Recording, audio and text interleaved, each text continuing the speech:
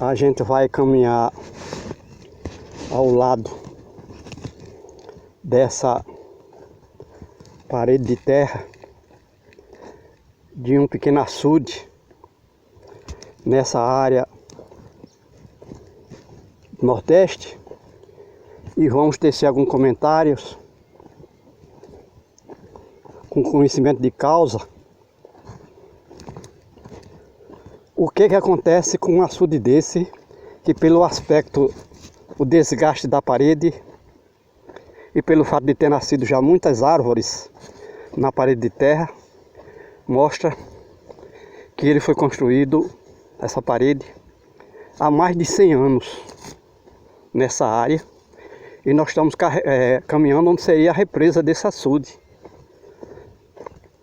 Aí alguém diz, mas será que existia uma represa aqui? Porque a gente está vendo aqui matas, plantas que já tem até 40 anos de existência aqui, que se tivesse água armazenada por algum momento, elas não estariam aí. A gente vê troncos de pau que foram cortados ali, que nasceram na parede de terra, porque ela foi cortada primeiro porque para servir de lenha, carvão, fazer carvão, e porque essa madeira aí na parede, se represasse água aqui, essa água ia fugir pelas raízes. A água armazenada do lado de cá fugiria pelas raízes, que funcionam como um cano, principalmente a planta depois que seca. Aí a madeira a água consegue ser drenada pela madeira facilmente, madeira seca. E aqui, como a gente está caminhando onde seria a represa do açude, o açude tem a parede tem cerca de 100 metros de comprimento, e apesar da gente estar caminhando numa área que está bastante soterrada, a gente vê que a parede tem mais de 3 metros de altura ainda. Era um açude, era um barreiro grande, como se diz aqui. Mas cadê a água? Então, se a gente vê uma parede dessa hoje, se um camarada chegar aqui, se não tiver conhecimento do lugar, ele vai dizer, puxa, para que danado fizeram essa parede aqui se nem riacho tem? De fato, não existe riacho nenhum. Não existe riacho nenhum. Mas esse açude tomava água, enchia o suficiente para armazenar água durante o verão sem chuvas. Provavelmente, senão o homem não ia fazer. Investir um dinheiro desse. Aí hoje essa água não armazena. Por que mais a água? Primeiro porque a gente disse que não tem riacho algum.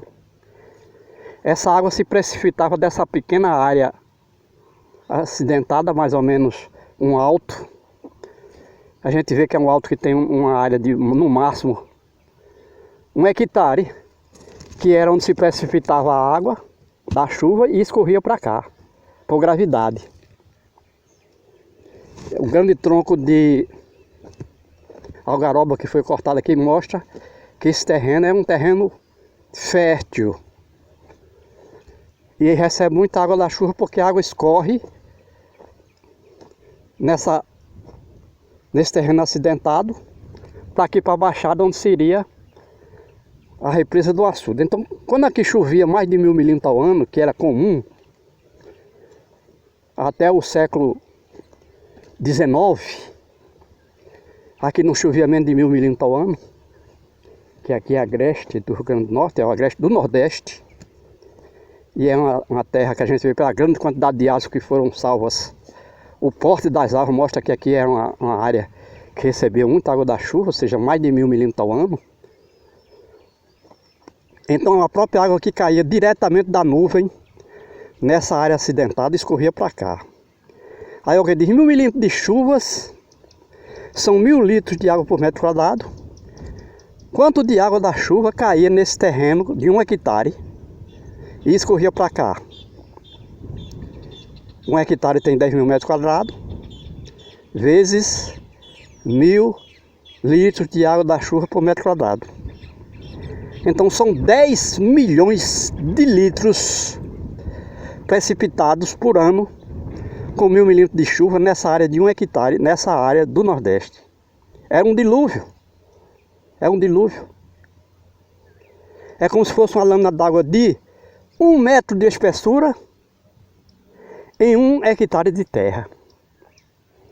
Então, 10 milhões de litros. São 10 mil metros cúbicos de água. A maioria desses açudes não tem capacidade de armazenar 10 mil metros cúbicos, porque são pequenos. E a tendência do açude ao encher é transbordar o excesso de água pelo sangradouro. Nós estamos caminhando na direção do sangradouro. E como a gente disse aqui, já estão pelo menos uns 30 anos que não junta água aqui, não represa água aqui, não armazena água. Por quê? Primeiro porque as chuvas diminuíram drasticamente, o volume de chuvas. É tanto que esse ano a gente vê que não armazenou nenhuma água aqui, nem diretamente da nuvem, apesar de ter se precipitado mais de 150 milímetros no mês de janeiro e fevereiro de 2022. Mas é insuficiente para armazenar essa água. Primeiro porque, mesmo sendo um volume de chuva considerável, 150 milímetros de chuva aqui em 2 meses, nessa área do Nordeste, é um volume de água considerável. Só que a perda de água hoje, a fuga de água, a água quando bate no chão, evapora no mínimo a água armazenada, se perde no mínimo, e existem outras perdas além da evaporação dessa água armazenada. Uma lama de água de 1 centímetro por dia, 10 milímetros de água se perde por dia. Além do mais, a gente vê que é o terreno que ainda existe um solo de bastante espessura que vai absorvendo parte dessa água da chuva. Como as chuvas são muito distanciadas uma da outra, podendo chegar a 20 dias, quando chega a água da segunda chuva, a água da primeira já desapareceu.